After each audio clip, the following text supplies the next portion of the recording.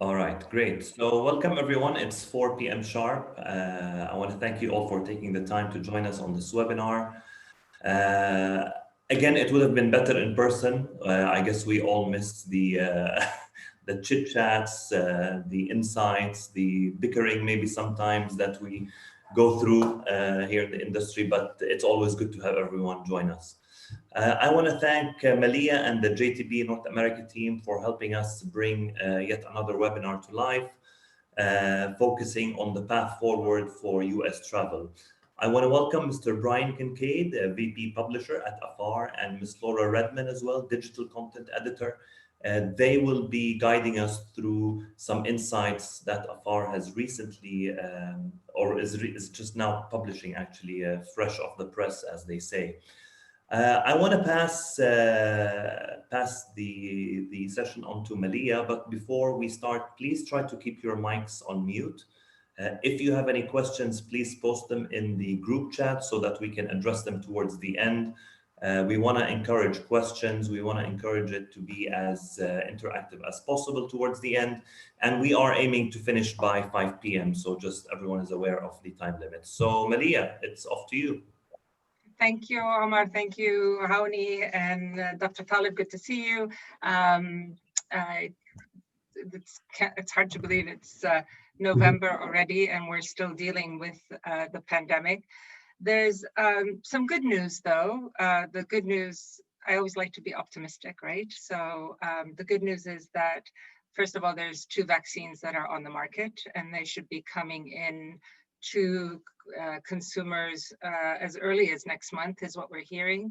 The good news is that they're over 90% effective, and that's higher effective rate than the flu vaccine, which we've all been encouraged to take. So there's some good news there.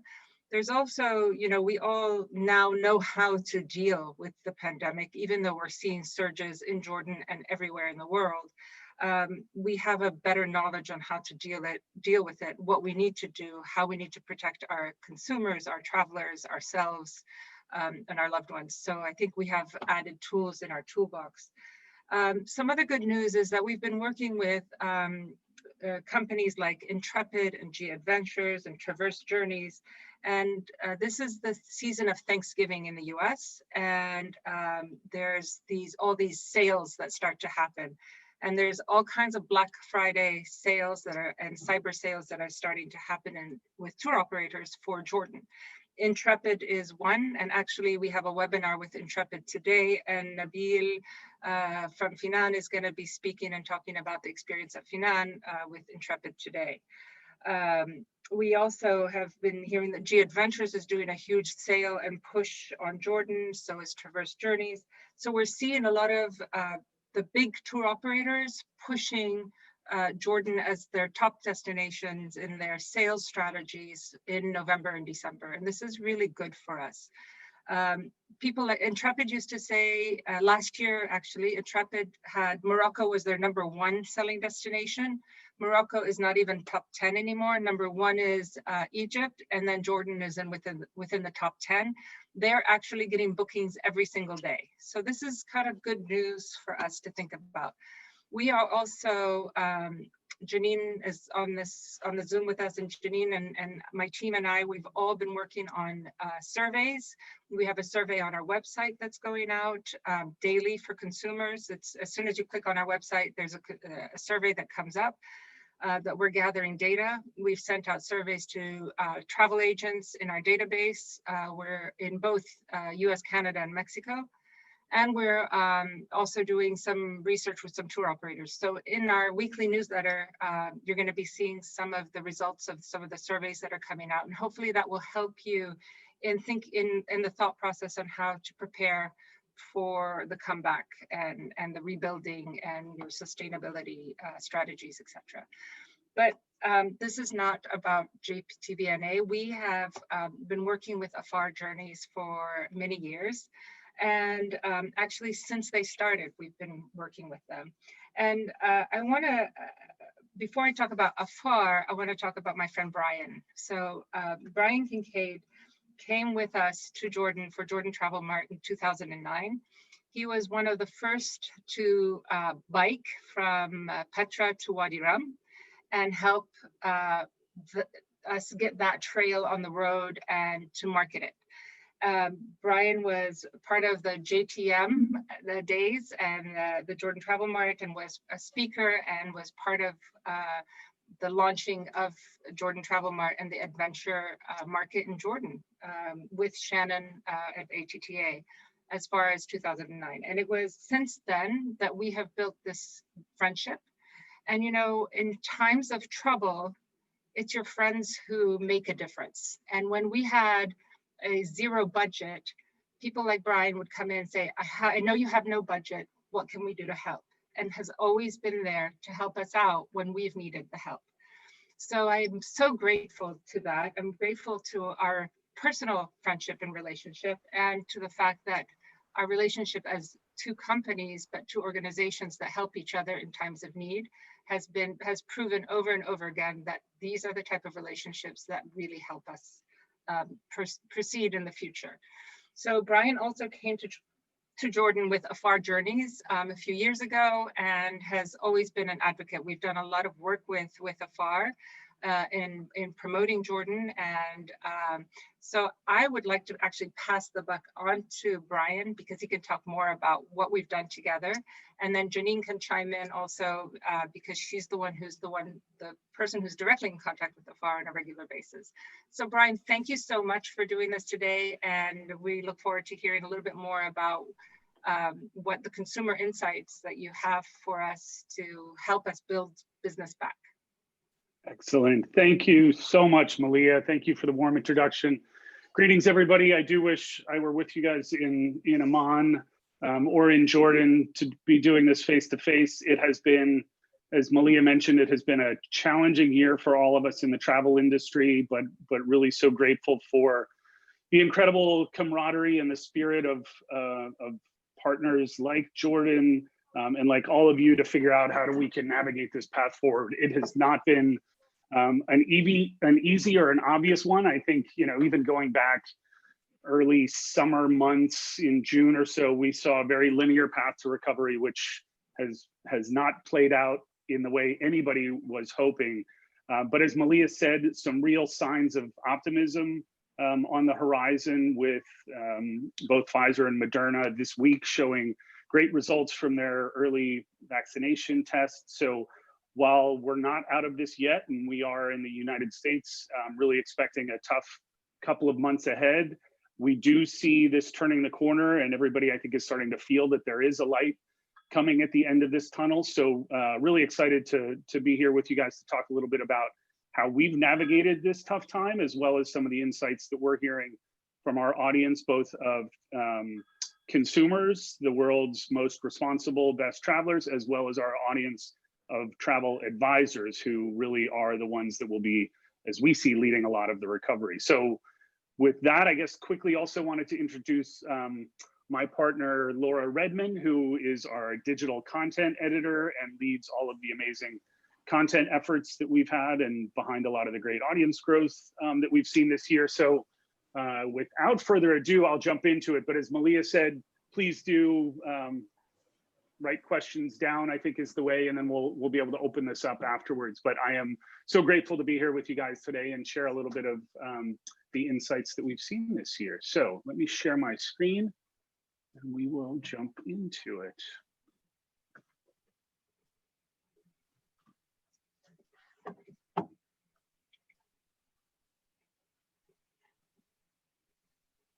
All right, everybody seeing that? Yep. Okay, great.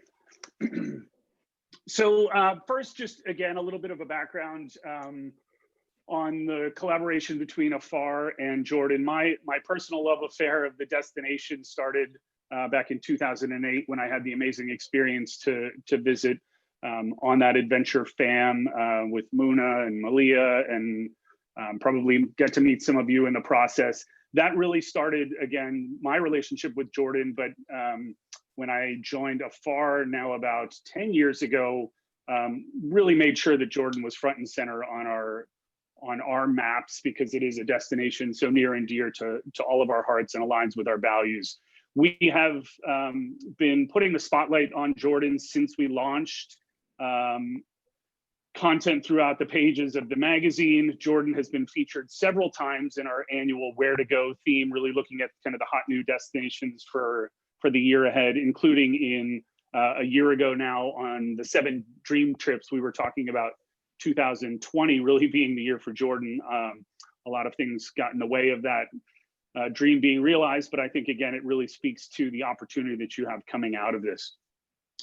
Also, just a fun note, 4 years ago, almost to this date, our co-founder penned a letter to incoming President Trump to travel with him to visit Jordan and Egypt to learn more about the world. And I think it's fair to say that had he taken him up on that trip, the last 4 years in the United States might have panned out a little bit differently. But again, we feel like global understanding is the most important part of travel. So it's so important for us to really be able to open our eyes and shine a spotlight on the amazing cultures around the world.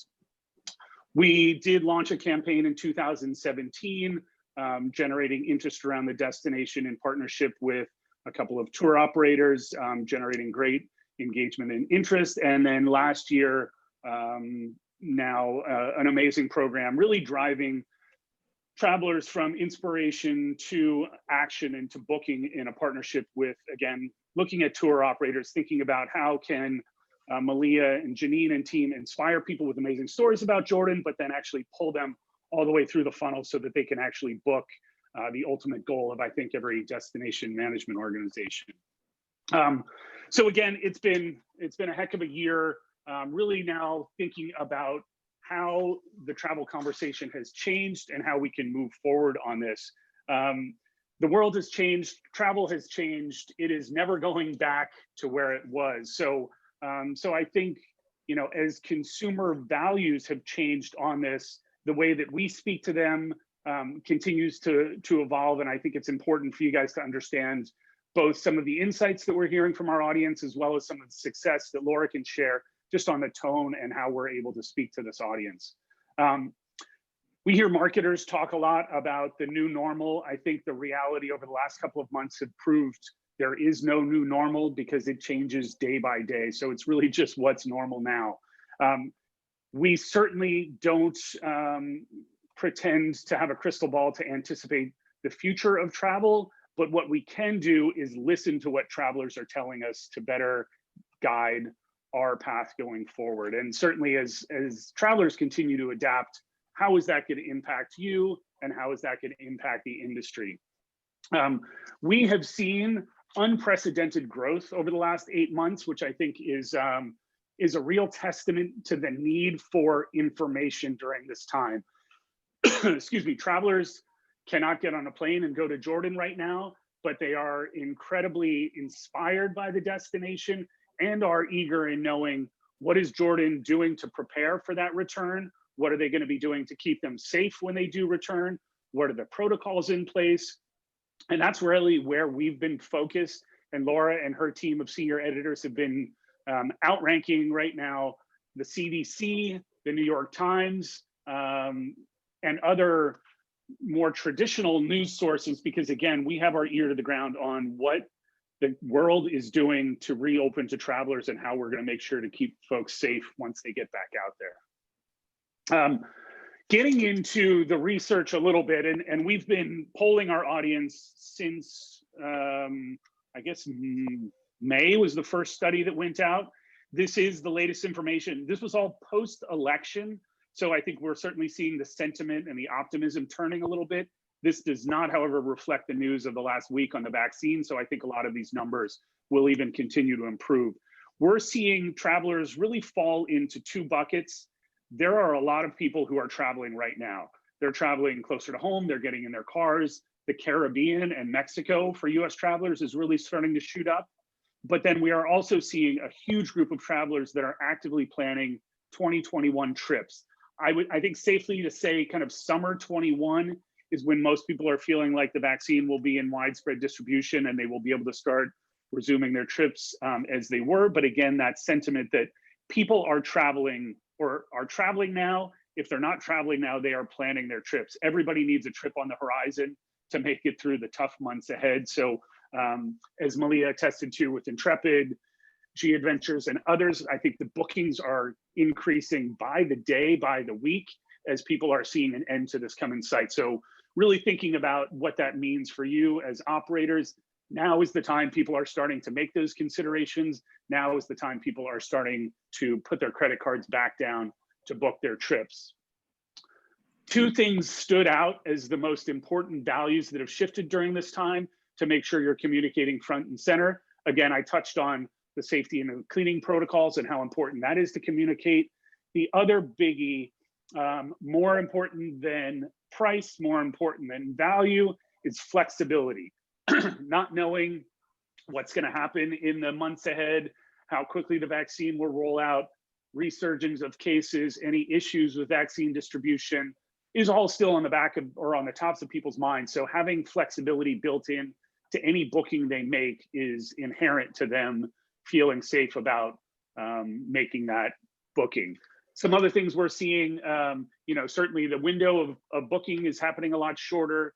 And then the other big shift we've seen during this is a lot more travelers are looking to book directly with suppliers. So whether that be an operator, whether that be an airline, whether that be a hotel, I think it goes all back to that flexibility as being so important. But again, that need to be able to know that you have a direct relationship with somebody on the ground who can help you if things go wrong, if you need to change, if you get sick along the way.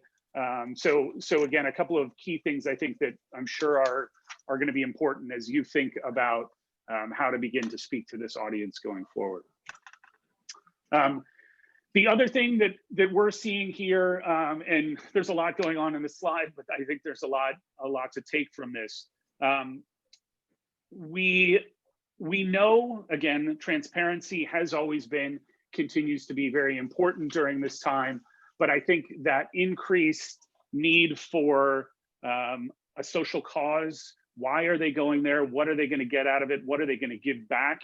So we're really seeing increased focus on sustainability. Sustainability now and responsible tourism takes on an entirely new element than it did even a year ago. It's not as much about it's not only about environmental preservation, but responsible travel means taking care of yourself, taking care of your hosts, making sure you're doing the right things as a traveler to not impact the destinations that you're visiting as a result of the pandemic and more awareness that's going on around that. So I think, really leaning in on those core values will increasingly be important for operators and destinations to keep in mind.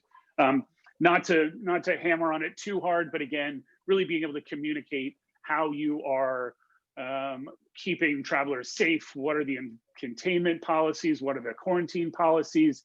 That needs to be front and center in everything that you're doing as a destination, as an operator. And again, the flexibility, the refund, the cancellation policies is key.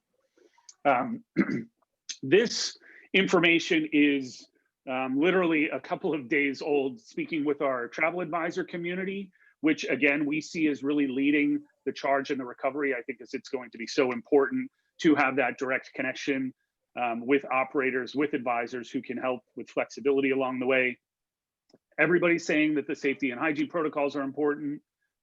They are also saying that based on staying a little bit closer to home this year, they are seeing the bookings and the trends that 2021 is going to be a big year for kind of those big epic trips, those what would have been once in a lifetime, once in a decade trips. Those are front and center for people who have been pent up at home for all too long. So I think a real opportunity for Jordan. Some other trends that are emerging there, villa rentals are important, private aviation, again, as the vaccine distribution rolls out, that might not be as important.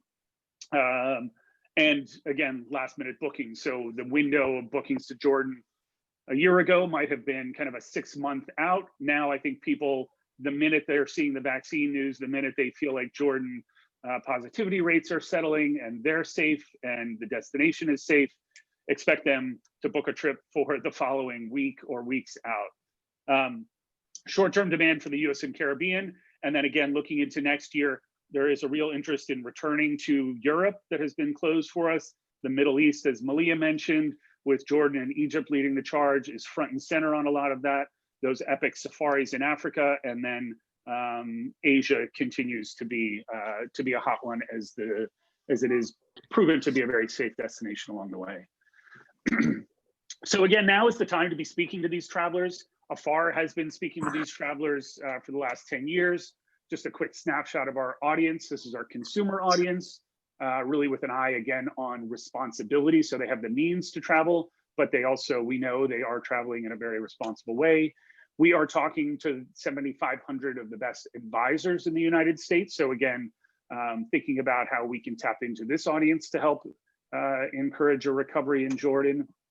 And then really thinking again about how do you build trust with this audience during this time, which at this point, I'll hand it over to Laura just to share a little bit more about how we've been talking to this audience over the last 8 months, what's resonating with these travelers, with hopefully some insights for you guys as you begin to engage with the US travelers for a return to Jordan in 2021.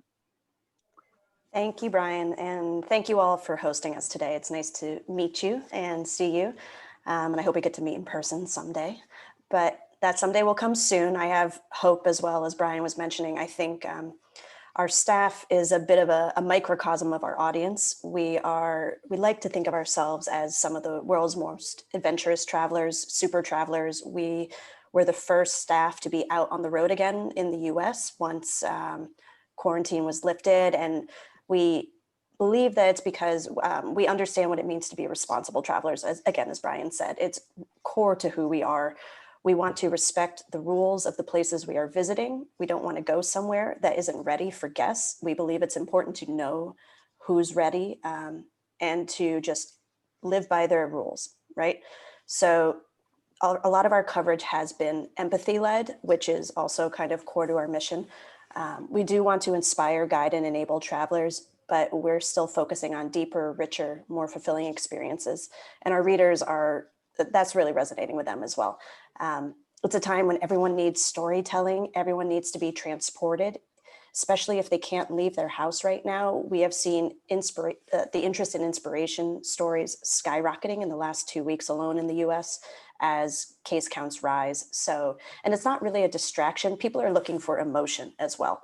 So again, what I call empathy-led inspiration and empathy-led intel is truly understanding the situation that our readers are in, answering their questions that we get through social media, through our newsletters, through actual email exchanges, and creating articles around them. So some of our most recent articles, and our news articles aren't just like quick hits, here's the news, because, you know, CNN, the BBC, they can do that all day long.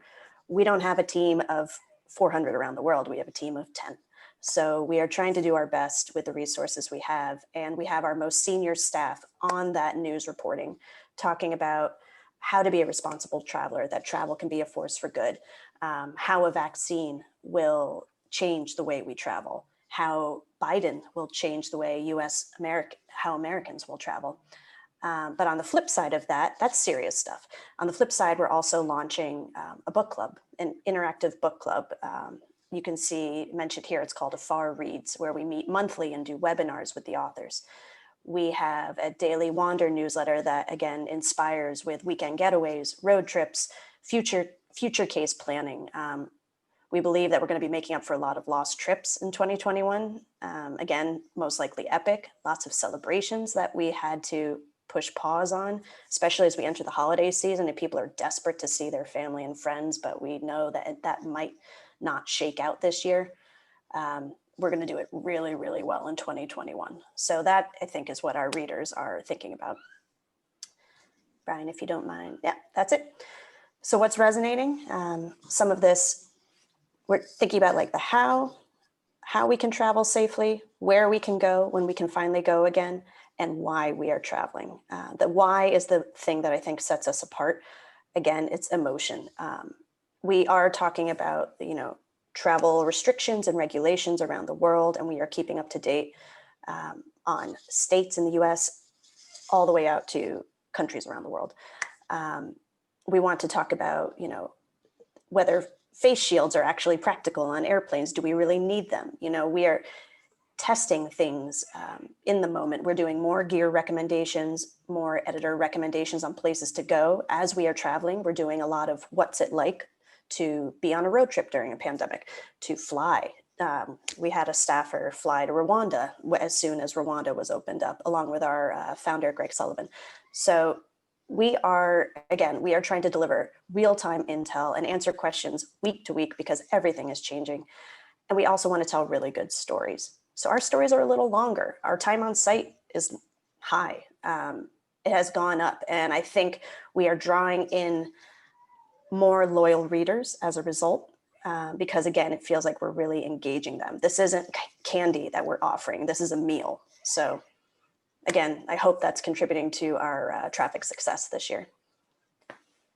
And again, it's at that last line there, these virtual experiences that we're doing, the AFAR Reads community, an AFAR live webinar that we've been hosting with our advisor community. It's all about building community. We want to be a resource to our readers, to our advisors, to you, just as Brian mentioned, like even if no one has any money, we just want to help each other, right? Like that's why we're here. We want to it's in all of our interest to make this better as soon as possible. So we want to learn from each other and share those learnings as quickly and coherently as possible. So one of the things we're proudest of this year is a new podcast that we launched. It's called Travel Tales. It's wonderful. I don't know if you've engaged with Travel Tales in the past. It started out as live storytelling, kind of salon style performances based off of features that ran in the print magazine. And since then, the writers of those features have recorded podcasts. And, you know, we recorded during a pandemic. So our senior editor had to concoct a blanket fort on her houseboat in the Bay area. And she learned how to be a podcast host and recorded beneath that fort.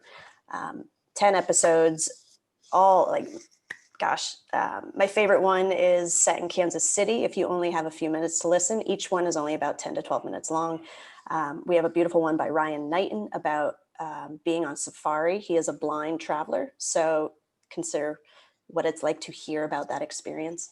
We have a really dynamic hub online, and this debuted at #2 on Apple Podcasts for places and travel. So we're really proud of this, and we just renewed for 5 new episodes going into 2021 and plan to continue beyond. So again, this is immersive storytelling. These are personal first-person stories. We are looking to do more and more of those every day. And this slide talks a little bit about our advisor community. If we think of our readers as super loyal, savvy travelers, the advisors are our influencers. We have 8,000 strong who we speak to by newsletter weekly. Annie Fitzsimmons is our dedicated editor on this platform. And again, they are talking to travelers who have real life concerns. And they are telling us as well in our advisor community how we can better talk to them, talk to our travelers. Sorry, my kids are coming in the room. Hang on one second. Hi. I have 2 kids under the age of 4. It's always interesting. Thank you. Okay, so what's next? We don't know. None of us know, right? It changes every single day. But there is hope and optimism, and we continue to focus on the how we can travel, where we can go, and again, why it's important to be good travelers. Travel isn't the villain in all this, despite it being painted that way. Poor, irresponsible travel is a problem.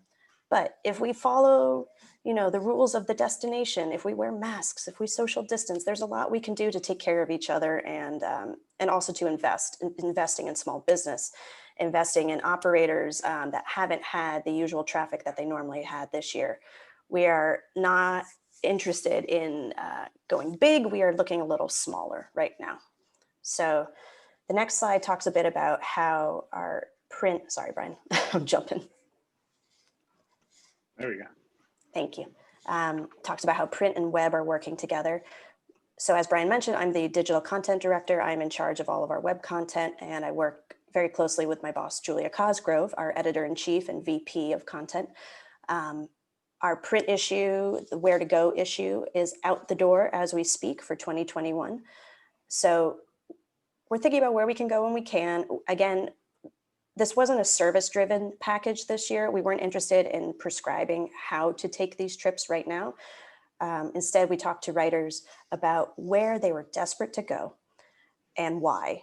And we wanted to hear a personal story. And we think those stories also will motivate others to follow in their footsteps in the future. So that's how we're thinking about this coverage.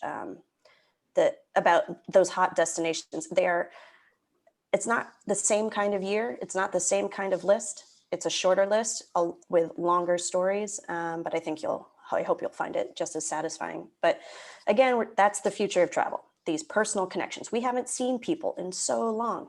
I am desperate to be in a crowd. I don't know about you guys, but like, I just want to be at a concert or, in a crowded bar and be around energy of everyone else. And that's what we are trying to inspire others to do down the line. Some of our exclusive web packages, we're talking about, like I said, making up for lost trips. 2021 might be 2020 deja vu. You're going to celebrate your 40th birthday next year, even if you turn 40 this year, things like that. We're doing a lot of gear recommendations, as I mentioned, and how to be a better traveler is a regular note that we hit. We think of it in 4 categories. It's thinking about our environmental impact, thinking about cultural impact, how we get to know the local cultures better. We're thinking about it. Oh gosh, apologies, it's early in the morning here. There's 2 others and I'll get back to you on that, but it's not just environmental sustainability, as Brian mentioned before. And our Vanguard, which will come up again later in 2021, is a community of innovators that we honor every year, people across the industry who are forward thinking and helping us get to the next stage of travel. I think Vanguard is more important than ever next year. I saw a question come up in chat. Lauren, Yes. I can jump in for a second, and then you can look at that one. Well, and I think it's important that you guys all kind of hear the roadmap and the strategy that Laura has been focused on, because it is so applicable to your communication efforts with the audience in the United States. And I think the real crux of that is continuing to inspire people with the destination, with the love of travel, with the narrative of it, while also giving them that hard-hitting information that, again, going back to the reader survey that we shared, they need to know those specifics. So balancing that inspiration, the storytelling, the long-form content with the practical, I think, is really where, as an operator, you have the ability to, it's where rubber meets the road, if you will. It is where people are actually going to have those travel experiences. But while they're not traveling right now, that inspirational side of it is key. And really what's been so important, as Laura mentioned, over the last couple of weeks of engaging our audience, getting to spend a lot of time with us. So if we can share a little bit of that formula of success that we've seen as a brand, I think there's very applicable opportunities for you as operators, as marketers, as all of us now are content creators and media companies in our own right to some degree. Yeah. Just, the last one here, and then happy to open it up for more dialogue and questions. Thinking again, and this is again using kind of our formula for learnings for you as operators.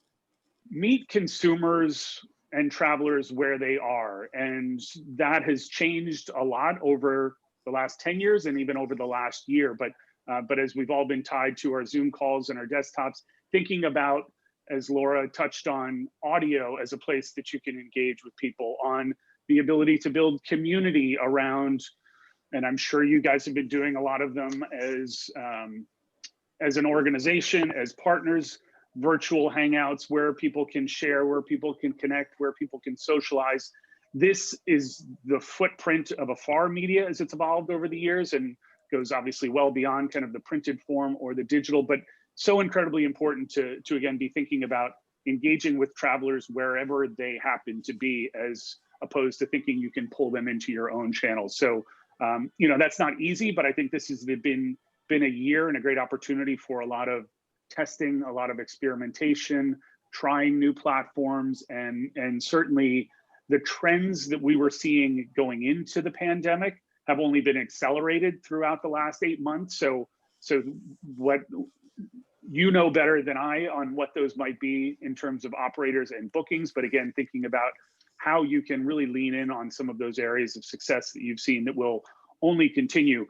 Like it or not, I think Zoom is now a part of our lives going forward in a way that we never would have imagined a year ago. So embrace that, take advantage of that, know that that's going to be a great way that you can engage with outbound operators in the US, with media such as Afar, with your partners, with your clients around the world, and continue just again to think about those little points and those little elements. If you put yourself as in a position of being a media company, you have an opportunity to speak to your clientele, whether that be consumers or operators or partners in a new way. And hopefully seeing some of the things that have worked for Afar will help you think of things that will work for you guys going forward. I think we're going to close the presentation part here, but again, excited to engage and hear more and talk about things that might be hot on your topics right now. Actually, can I just jump in, Brian? What you've said about communication, about transparency, all resonates in the research that we're doing.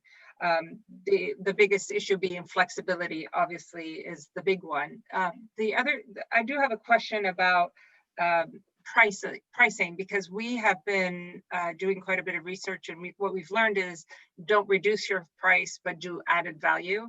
And so that's what I'm just wondering what you guys are seeing with consumers and with the advisors there.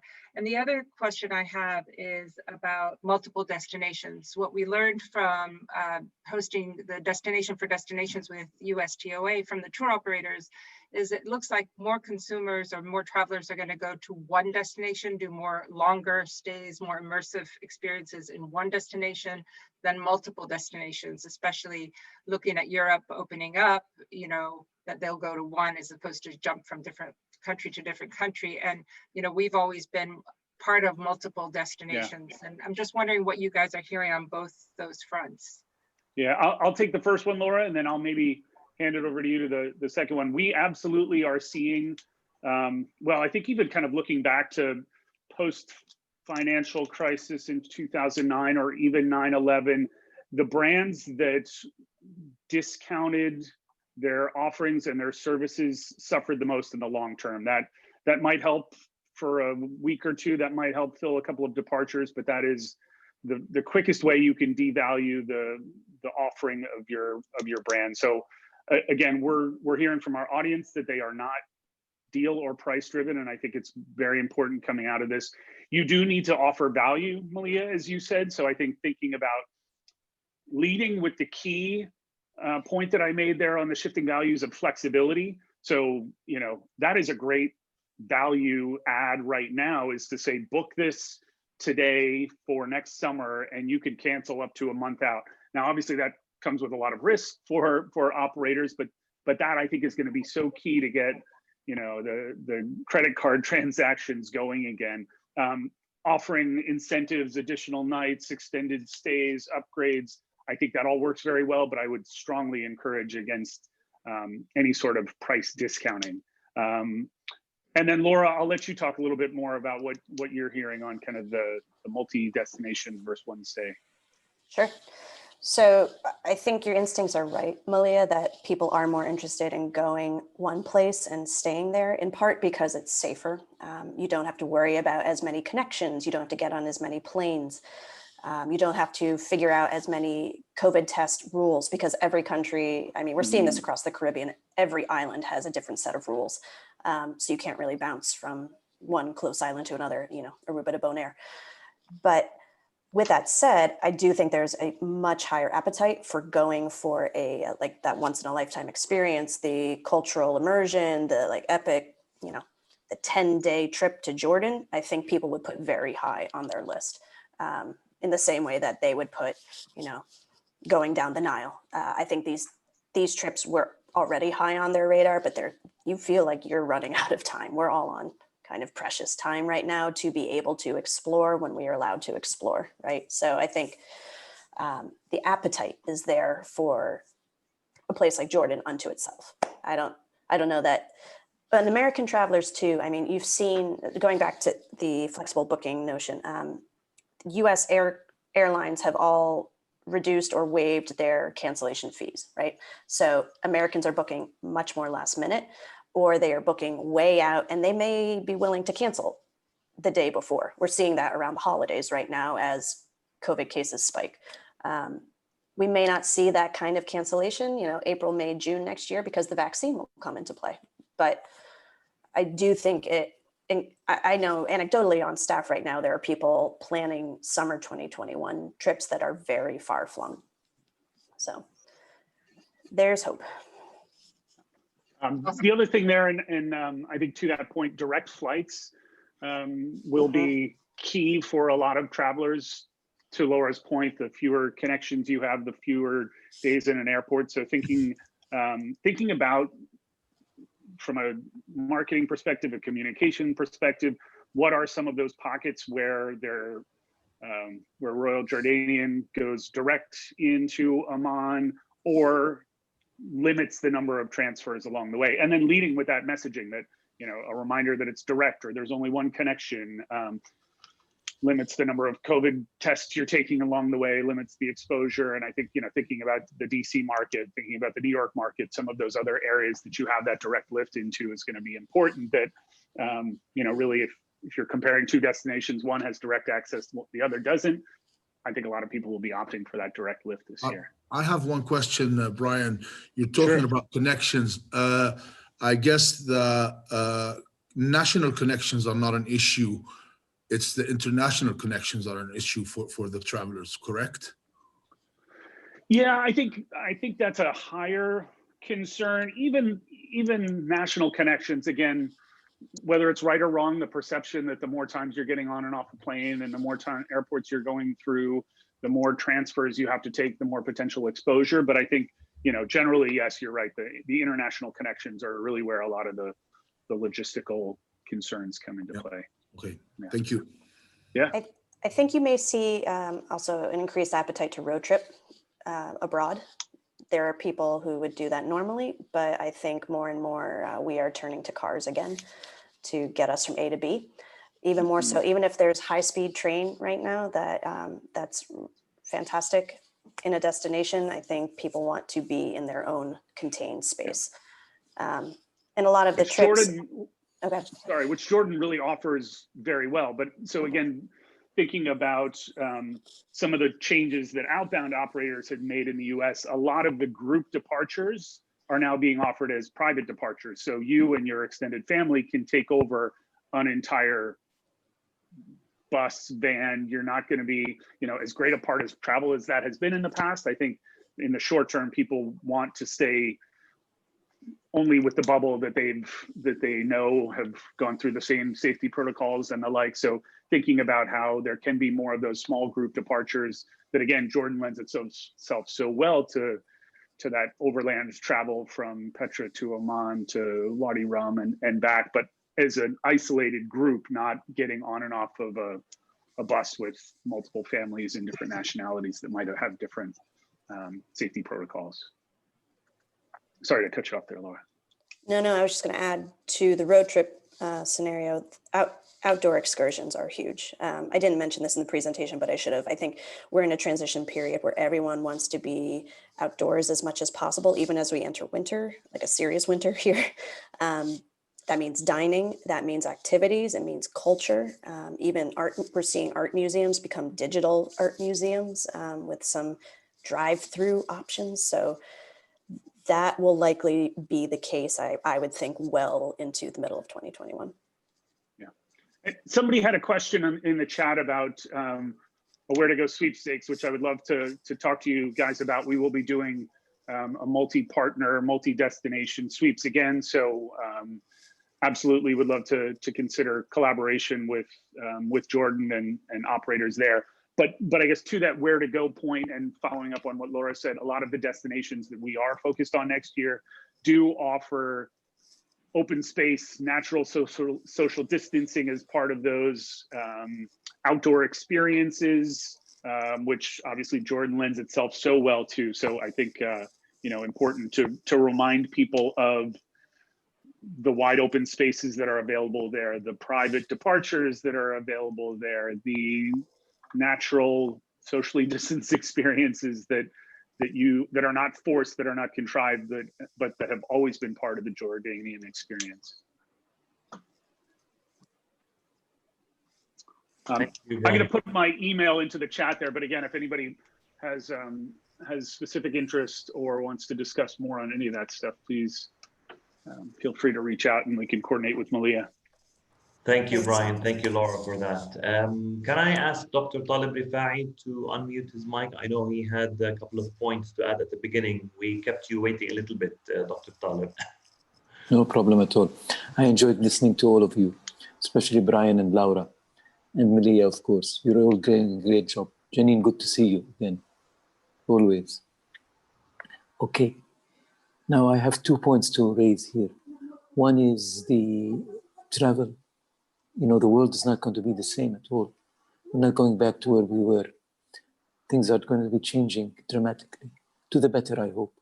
I love the positive spirit that you all have. But I think what we need to do is think differently now. Now, I don't want to talk about domestic tourism because that's not the place for it now. Domestic tourism is the immediate solution now for every country. You know, in the States and in Europe, 70 to 75% of the traffic is domestic. In Jordan, we started to see people going to places they never went before. That alone is not enough.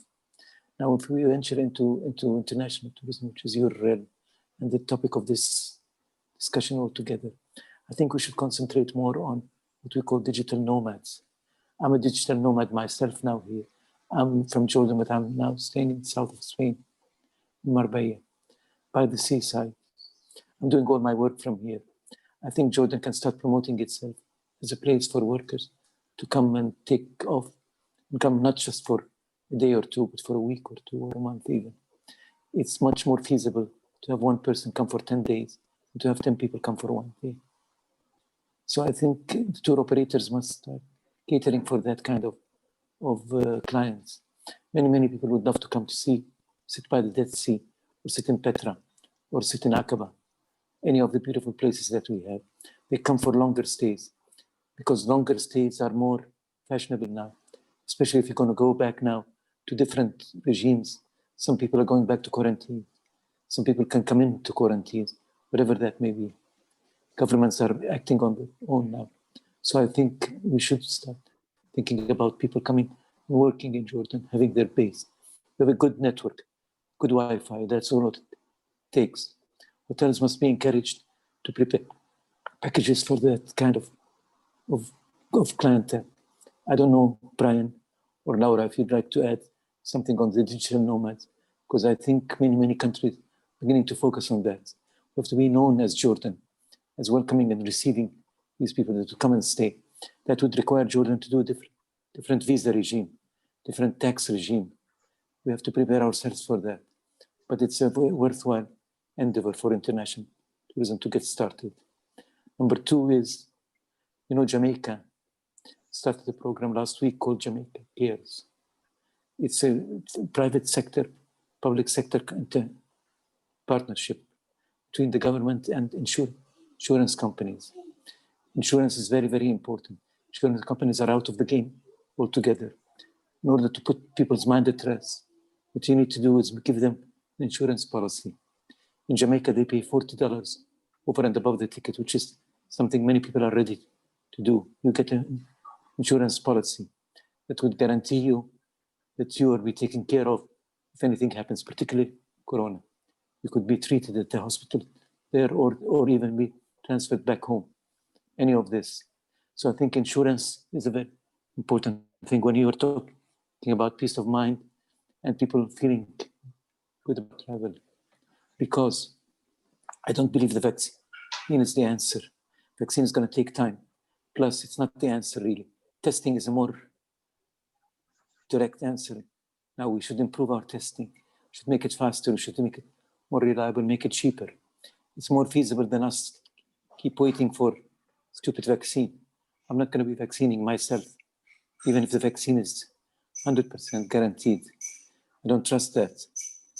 So vaccine is not an issue. What we should be looking at is treatment. So there are 3 T's: testing, tracing, and treatment. These are the things that we should be looking at. I'd like your feedback on these 2 points, the point of digital nomads and the point of insurance, please. Brian and Laura. Thank you. Brian, do you want to go Philippe. first? Yeah, sure. I guess I'll take the digital nomad topic, which again, we are seeing a lot of promotion of, a lot of noise around in the Caribbean specifically. Yes. Barbados has been doing it very well. Bermuda's doing it well. Aruba's doing it well. It does require a visa, but I think it, especially with a lot of remote learning that Laura and I can speak directly to, as I have my son running around the house. She's got 2 little ones at home. The opportunity has never been better to be able to do that. I personally have not thought beyond kind of a small window of the Caribbean as an option for us, but thinking about places like Jordan, and just your mention of that, I'm already picturing my summer 2021 with my family in Jordan as a great option. So I do think it's something that needs to be communicated. You need to be loud and clear with that as an option. I can attest firsthand on the amazing infrastructure and the Wi-Fi and the opportunity that would present itself so well. So I think that's a very sound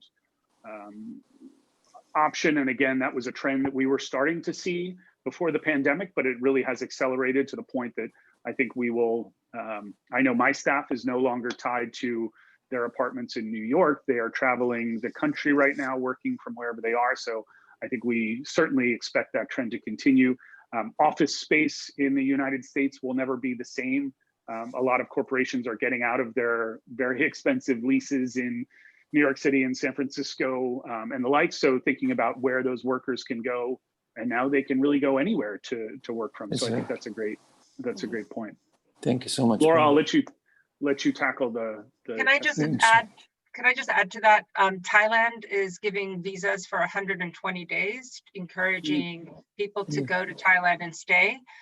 So is Croatia, and I think Serbia. There are several countries that are doing that, and I think we, for Dr. Talib's suggestion, I think we do, or you guys need to lobby for extended visa time to be able to, for us to promote something like that. You know, Malia, the extended stay could not just be for work, it could be for work and for wellness as well. Of course, Mm-hmm. of course. When you It's a could be in the combination. Dead Sea, yes, it's a combination of being at the Dead Sea, for example, feeling good about yourself, treating yourself well, and at the same time doing work. Yeah, if you guys can change the policy, we can market it. So yes, we're happy. I think we should do that from our part. Yes, of course. For sure. Laura? Sorry. I thank you for those ideas. I love that idea. And I love the idea of a wellness retreat option because so many countries very, very close to the US are doing the work remote. This is so different, and I haven't heard anyone doing this. It's very enticing, especially after the year everyone has had. I think there are people who had to postpone sabbaticals. They've had to, they have families who could work abroad, but there's also a lot of people who are solo, who are untethered, those true digital nomads. It's definitely a trend that is here to stay, I believe. As Brian said, US offices won't be the same anymore. The best examples of this that I've seen have the lowest barrier to entry. I know that some of the islands require pretty extensive applications. If you would like to apply for the work remote program, that is a little bit of a turnoff. There are some that just offer a 90-day or 120-day visa, and you fill out your information and you apply. I think that is plausible. I also don't know that a fee would... Taxes are another thing we should look at. Yes. I lived in Singapore for a while, and you might want to check out their tax model. It made it very easy for international workers to come over. That was a while ago though, so it might have changed since then. And in terms of travel insurance and testing, I definitely agree that testing is the most immediate solution and a very sound strategy going forward.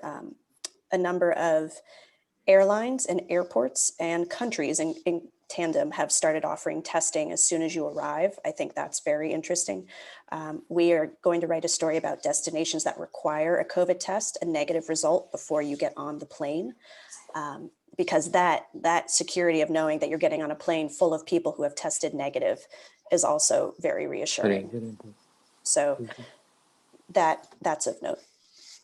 Yeah. Insurance. And then the other thing I would add there, and to your point on, there is a hesitancy or reluctance for vaccination in the United States as it rolls out.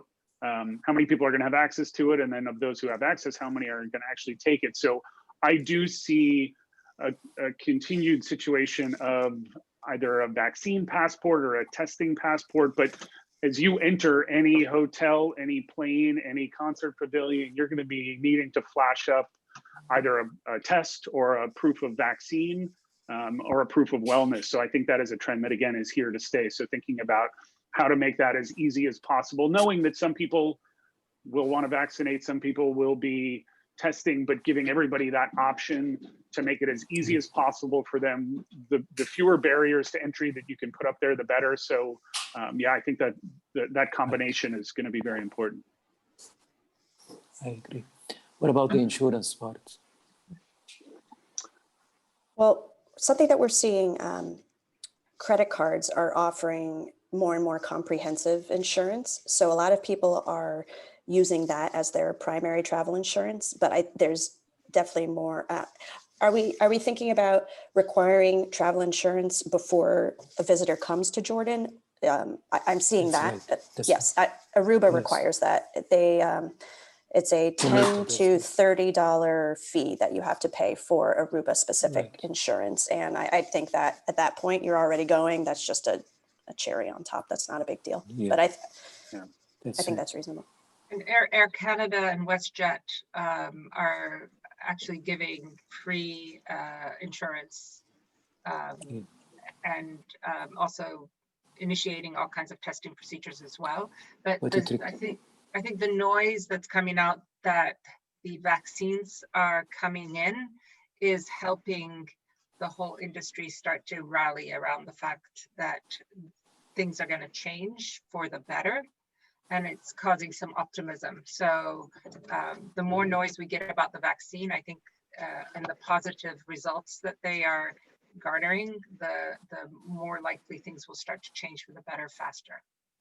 Yes.